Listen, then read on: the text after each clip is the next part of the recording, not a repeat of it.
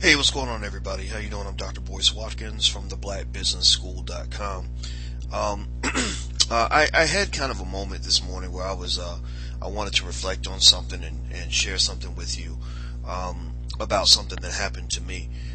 You might have heard me talk about this in the past if you've been following me for a while, but I'm gonna dig into this just a little bit more so you just kind of know what was going through my head. Um, Basically, I've always been an outspoken black man. I don't know where it came from. I don't have a family like that. My family actually probably thinks that half the stuff I say is crazy. And when I was a kid, my mother used to say, "Boy, your mouth will either make you great or get you killed. I'm curious to see which one." And so 30, 40 years later, I met Cornel West, and he said, "I think that you might possibly get both. And it's okay. I'm willing to accept both. I've learned over time that there is a cost to being an outspoken black man, that you can't run up in the white man's house and try to move the furniture around. You can't run up in the white man's house telling him what to do without there being consequences." So when I was at Syracuse University, I was very outspoken. I wanted to impact my community. I took literally what the chancellor had said, which she said that we want scholars who are more engaged in public debates. We want them out there on TV, on radio, stuff like that. But I didn't understand how racism kind of worked. I was doing pretty much what the chancellor said I should do.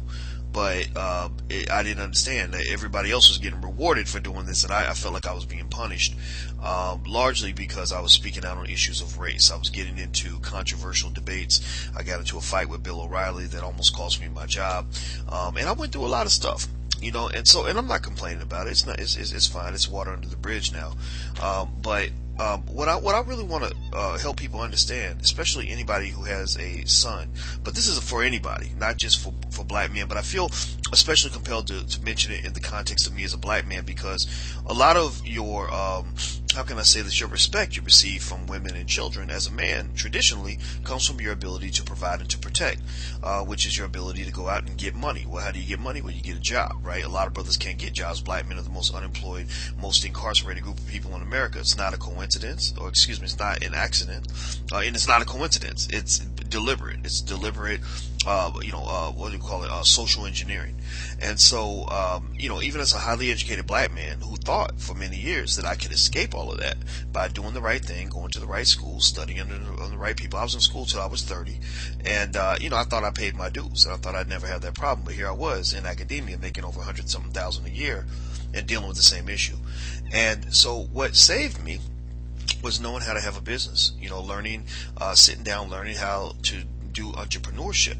That was probably the most valuable skill that I picked up in my entire life, even above and beyond anything my PhD gave me. And so that's one of the reasons why I tell people that even if you send your child to college, you got to make sure they learn how to start a business. There's 157,000 hours that a child lives between the time they're 0 years old and the time they turn 18. It only takes about 200 hours to learn how to start a business. So there's really no excuse. The information's out here. We have the blackbusinessschool.com, where we give away plenty of free stuff in addition to courses you can take at a fraction of what it costs you to go to college. There's other programs out here. There's other stuff out here. And what has to happen is we have to change our culture, because I see a lot of brothers who, can't get jobs, and it kills it. It destroys their self-esteem. It stresses them out. It causes them to wild out, break the law. You'll start drinking more, just all kinds of mental health issues that come from the fact that these brothers can't provide. They're emasculated. And I understand this stress, because that's how I felt. I felt like, man, I had paid my dues. I did everything I was supposed to do. I'm a good person. I worked my ass off, and y'all treat me like I'm just like some old punk ass nigga. Like I'm just worthless, and I didn't understand it. And not to say that anybody deserves to be treated that way, but again, sometimes we get fooled into thinking that if we do the right thing and pay our dues, that everything's going to be all right. It ain't going to be all right, because white people have a mental illness when it comes to racism, and you got to understand that. So that's all I just really want to say. I had to share this because I had a lot of people giving me pushback on this topic, and you give me pushback, I'm gonna push back harder. Every black child needs to learn how to start a business. Don't play with this. These people ain't playing with you. They will blackball your child and destroy their life. Next thing you know, your baby's in a mental institution because they can't get a job.